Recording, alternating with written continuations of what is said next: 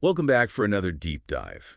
You know we love to dig into some, well, let's just say interesting ideas around here. That's one way to put it. Well, today we're tackling a topic that has caused quite a stir in certain circles. We're going to be looking at the claims that many Christian practices actually have pagan origins. Yes. The age-old question of where certain traditions really come from. Exactly. And to guide us through this, we have, we're going to be focusing on the journey of Ralph Woodrow. He's an author who initially championed these claims of pagan origins in his book, Babylon Mystery Religion. Babylon mystery religion. But later, and this is what gets really interesting, he actually ended up refuting many of those same claims in his book, The Babylon Connection. It's always fascinating when an author goes back and revisits their earlier work, especially on a topic as loaded as this one. It makes you wonder what prompted that kind of shift in thinking. So to kick things off, let's go back to the beginning. Babylon Mystery Religion. I have to admit, the title itself is pretty intriguing. It definitely grabs your attention. And, part of what made this book so controversial was that it relied heavily on another very controversial work. Have you heard of The Two Babylons by Alexander Hislop? The Two Babylons, vaguely. It rings a bell. But to be honest, I'm not super familiar with it. Yeah. Refresh my memory. Well, it was published back in the 1850s, and it basically claims that a lot of what we see in Christianity, particularly Catholicism, isn't actually rooted in the Bible. Okay, hold on. Not rooted in the Bible, meaning?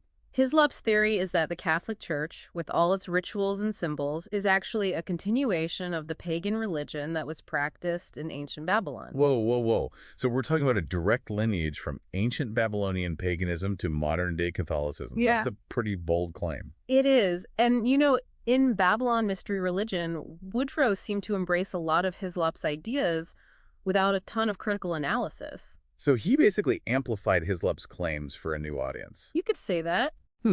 But you mentioned that Woodrow later refuted many of these claims. So before we get into that, I'm actually curious about some of the specific examples that Hislop used to make his case in The Two Babylons.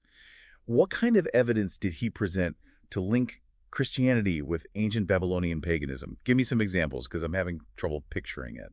Sure. One of Hislop's claims was that church steeples, those tall, pretty structures you often see on churches, well, he suggested that they were actually modeled after the Tower of Babel. Church steeples and the Tower of Babel. How did he even connect those two? Hislop's logic was often based on, well, let's just say loose connections and interpretations. But that's just one example. He also argued that even something as mundane as a necktie.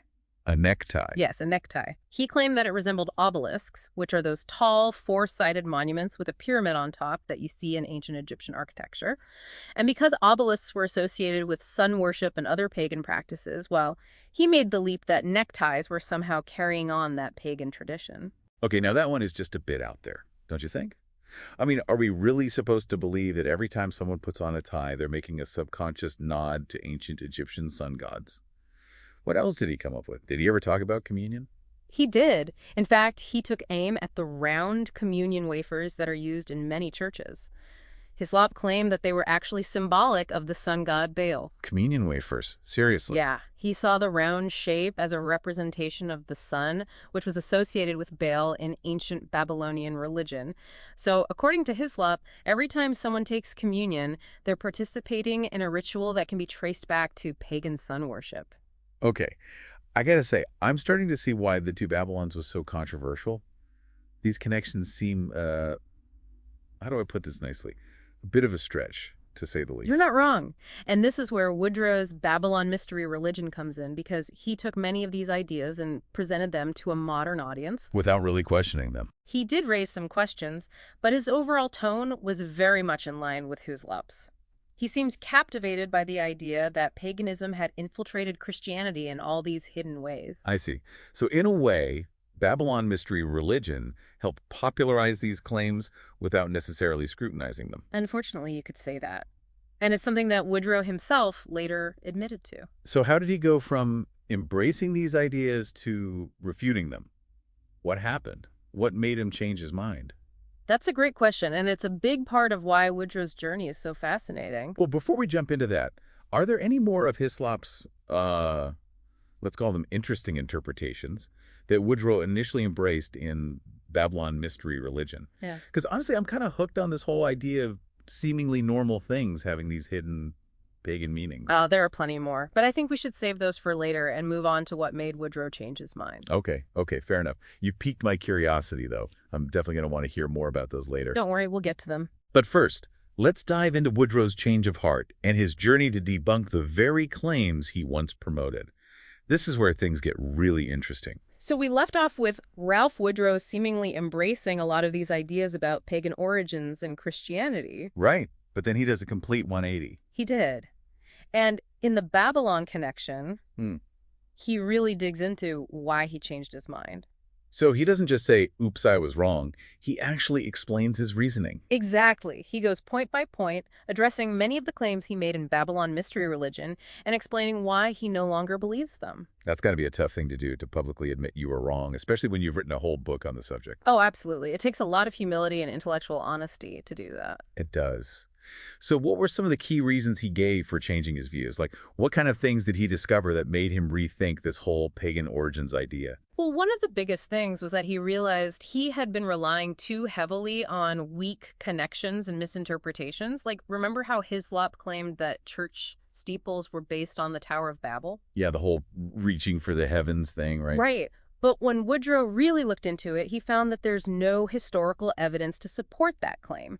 In fact, the architectural style of church steeples developed much later, and there's no reason to believe that they were intentionally designed to mimic the Tower of Babel. So it was just a coincidence, a superficial similarity that Hislop latched onto? Pretty much, and Woodrow found this pattern throughout Hislop's work. He was taking little bits of information, often out of context, and twisting them to fit his narrative. That's like confirmation bias, right? You see what you want to see. Exactly. And Woodrow realized that he had fallen into that trap himself. He was so captivated by this idea of hidden pagan influences that he wasn't looking at the evidence critically enough. Makes sense. So he starts digging deeper, and what else does he find? Did he address any of those other examples we talked about, like the neckties and communion wafers? Oh, he does. And those are some of the most interesting parts of the Babylon connection. For example, with the necktie thing, Woodrow points out that obelisks have been used for a variety of purposes throughout history, not just pagan worship. They were often used as monuments or landmarks, and their shape was simply a practical way to create a tall, stable structure. So not everything pointy is automatically pagan. Exactly. Context matters. And with the communion wafers, Woodrow highlights the fact that round bread has been a common food staple in many cultures for centuries. So it's not surprising that early Christians would have used round bread for communion. There's no need to invent some elaborate connection to the sun god Baal. Okay, that makes more sense. Round bread is just round bread. It's not always a secret pagan symbol. So he's basically taking these seemingly outlandish claims and showing that there are much simpler and more logical explanations. Exactly. He's stripping away all the sensationalism and getting back to the basics. And this is where his approach really shines. He doesn't just debunk Hislop's claims, he offers alternative perspectives. He encourages readers to consider different ways of interpreting these symbols and practices. So he's not just tearing things down, he's also trying to build something up, offering a different way of looking at things. Precisely. And one of the key points he makes is that just because something existed in a pagan context doesn't automatically make it evil or incompatible with Christianity. Cultures borrow from each other all the time, and sometimes those borrowed elements can be transformed and given new meaning. The meaning of a symbol can change depending on the context and the intention behind it. So it's not about blindly rejecting anything that might have had pagan origins, but about understanding the context and the intent. It's about discerning the heart of a practice, not just its outward form. Exactly. And Woodrow emphasizes that we should focus on whether a practice is consistent with the teachings of Scripture, not on whether it might have some vague resemblance to something from another culture. So it's about focusing on what matters, on the core principles of the Christian faith, rather than getting caught up in endless debates about origins and potential pagan influences. Right. He's basically saying, let's not get distracted by the shadows. Let's focus on the light. I like that. Focus on the light. It's a much more positive and constructive approach. And one of the things that really struck me about the Babylon connection is how Woodrow uses humor to make his points. Humor? How does he do that? Well, he tells these funny stories about how he's often confused with other famous Woodrows, like Woodrow Wilson, just because they share a last name. He even got mail addressed to the Woodrow Wilson Evangelistic Association. That's hilarious. And I guess it illustrates the point that just because things share a superficial similarity doesn't mean they're actually connected. Exactly. It's a lighthearted way of getting at a serious issue, the dangers of drawing conclusions based on flimsy evidence. It's a good reminder to be cautious about jumping to conclusions, to not get carried away by those aha moments without really examining the facts. Right. And Woodrow encourages readers to think about times when they might have made similar assumptions based on superficial resemblances. It's a call to be more critical of the information we encounter, especially when it comes to topics as sensitive as religious history. It's about being willing to question our own biases, to admit when we're wrong, and to be open to new perspectives. It's a lesson we could all apply in many areas of life, not just when we're talking about religion. Absolutely. And this brings us to another crucial aspect of Woodrow's work, the importance of critical thinking. Yes, we touched on that earlier. But I'm curious to hear more about how Woodrow approaches this idea.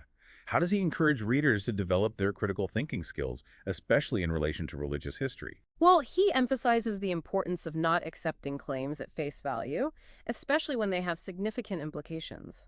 He encourages readers to ask tough questions, to examine the evidence carefully, and to consider different perspectives. It's about moving beyond surface-level similarities and digging deeper to understand the nuances and complexities of history, recognizing that things are rarely black and white. He also highlights the dangers of confirmation bias, that tendency we all have to favor information that confirms our existing beliefs while downplaying or dismissing evidence that contradicts them. It's like that saying, when all you have is a hammer, everything looks like a nail. If you're convinced that paganism has infiltrated Christianity, you're going to start seeing connections everywhere, even if they're not really there. How does Woodrow suggest we combat this bias? He stresses the importance of seeking out diverse perspectives, even those that challenge our preconceived notions. It's about being willing to engage with information that might make us uncomfortable or force us to reconsider our assumptions. It's about being open to learning and growing, even if it means changing our minds. And it's a process that requires humility and a willingness to admit we might not always have all the answers. Exactly. And this applies not just to religious topics, but to any area where we're trying to make sense of information, whether it's politics, science, or even our personal relationships. Critical thinking is essential for navigating the complexities of life. So it's not about becoming cynical or suspicious of everything, but about approaching information with a discerning and thoughtful mindset. It's about seeking truth, wherever it may lead. But what about those who might be resistant to questioning long-held beliefs, especially when it comes to something as deeply personal as faith? How does Woodrow address that potential hurdle? Well, he acknowledges that it can be challenging to reconsider beliefs that we've held for a long time, especially when they're tied to our identity and worldview. He emphasizes the importance of approaching these conversations with grace and understanding, recognizing that people come to their beliefs from different experiences and perspectives. It's about creating a space for respectful dialogue, even when we disagree. And it's about remembering that the goal is not to win an argument, but to seek a deeper understanding of truth. And this brings us back to Woodrow's own journey. His willingness to publicly admit his mistakes and change course is a powerful example of intellectual humility and a testament to his commitment to truth over personal ego. It's a model for how we can all approach these complex issues with a spirit of openness and a desire for genuine understanding. It's a reminder that learning and growth are lifelong processes, and that being wrong is not a sign of failure, but an opportunity for transformation. But there's still one piece of the puzzle I'm curious about. Why did Woodrow feel compelled to revisit this topic and write The Babylon Connection after already publishing Babylon Mystery Religion? That's a great question, and it takes us to the heart of Woodrow's motivations. Let's explore that further in the next part of our deep dive. So we've talked about Ralph Woodrow's shift from embracing these ideas about pagan origins in Christianity to rejecting them. Right, and he goes to great lengths to explain his reasoning in The Babylon Connection. But something I'm still wondering is what exactly prompted him to take that deep dive in the first place? What made him re-examine his own beliefs and basically rewrite his own narrative? It's a good question, and it really gets at the heart of what makes Woodrow's story so compelling. In the introduction to The Babylon Connection, he actually talks about this directly. It's pretty revealing. Oh, interesting. What does he say? Was it something specific that triggered this whole reevaluation?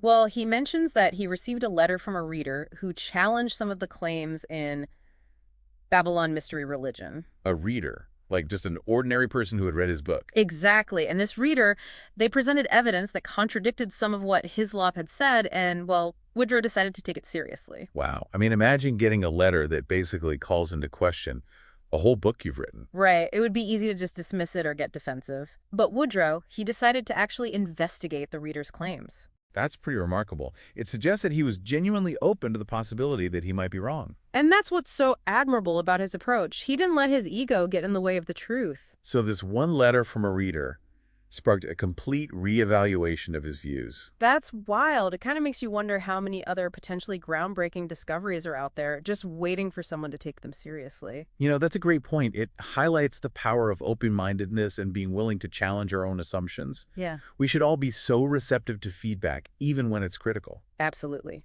So, okay, Woodrow gets this letter and he starts digging deeper. What happens next? Well, as he investigates the reader's claims, he begins to see more and more flaws in Hislop's work.